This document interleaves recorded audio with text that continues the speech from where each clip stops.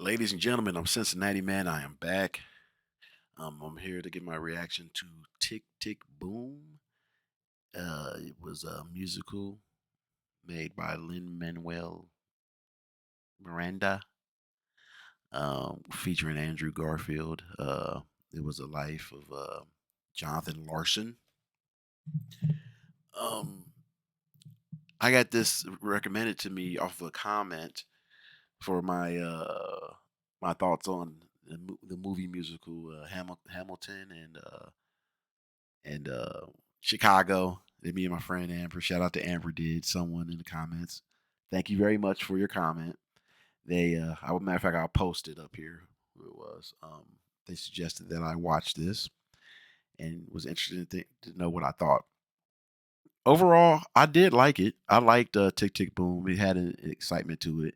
It's funny. I was just telling somebody I need to start saying movie musicals because, like it was explained to me by the user, there's a difference between musicals and movie musicals.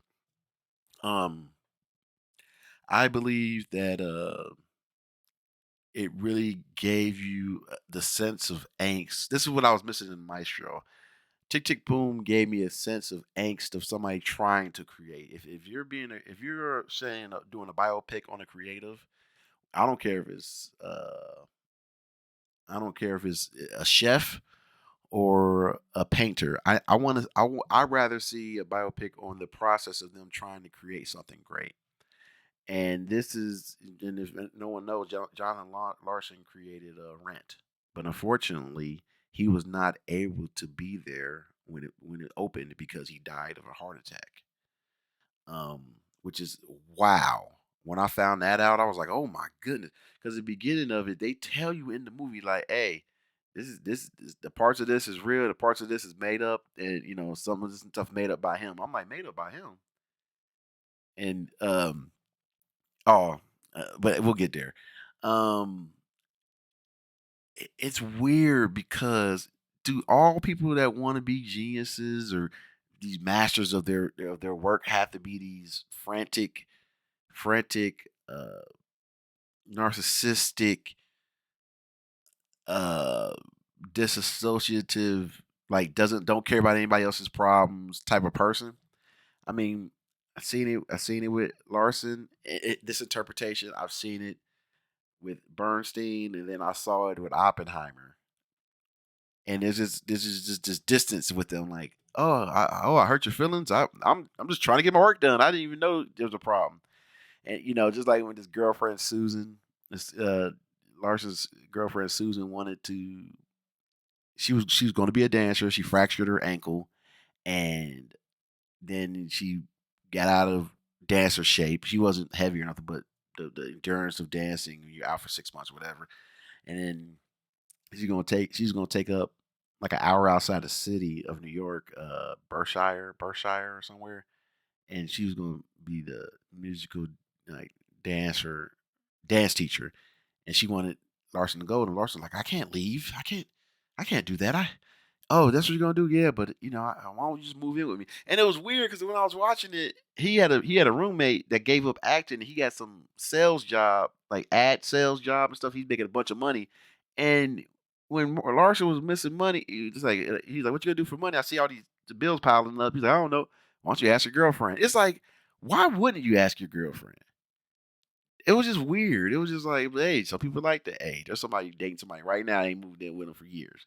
Y'all weird. I was laughing when it was like when they kept on intercutting the the play inside the movie. Like it was almost like a semi autobiographical play on his life. So she's mad, so they did a song about her being mad or his being trying to be creative and all this other stuff. It kept interweaving, and all of a sudden, sometimes they didn't go to the play. Sometimes they just straight up sung in his apartment at his party or at his friend's high rise apartment. And and back to the narcissism. It was hilarious when he did pick up when his friend was like, "You got to do the best what you can with the time you have."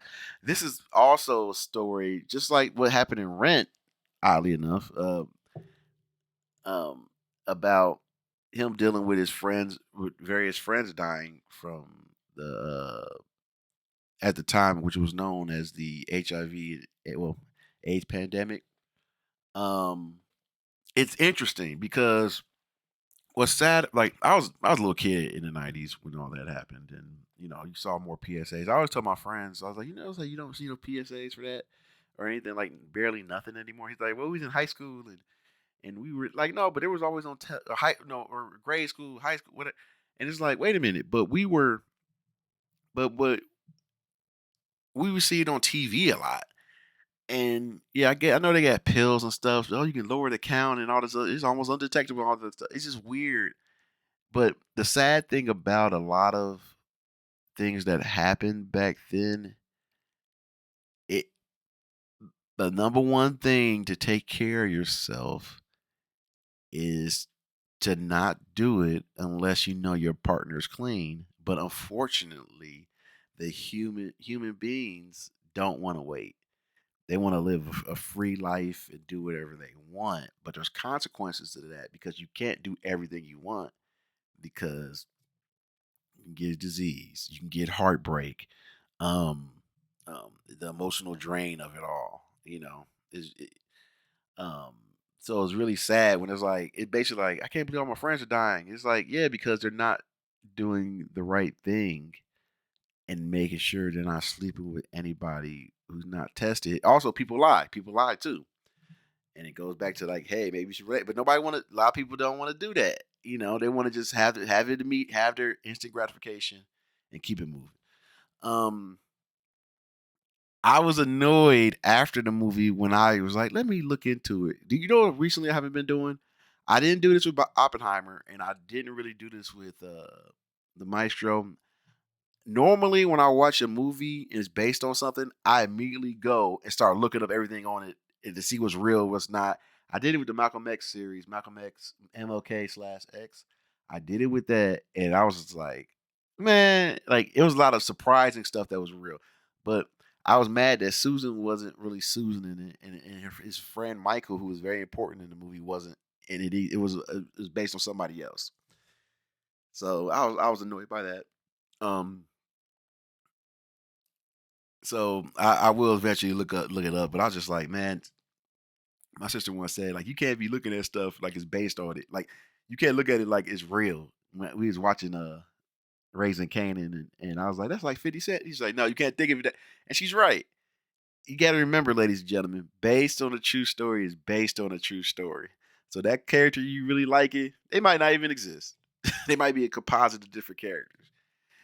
My favorite song might have been the one, I think it was Sunday. Um, I think it was the one where they was in the cafe, the diner, and it was getting overwhelmed. And they started singing, and then he randomly was talking about this patron, that patron, and then he was talking about the bums that come out from New York. It was like bums, bums, bums, and all these homeless people came. I was like, wow.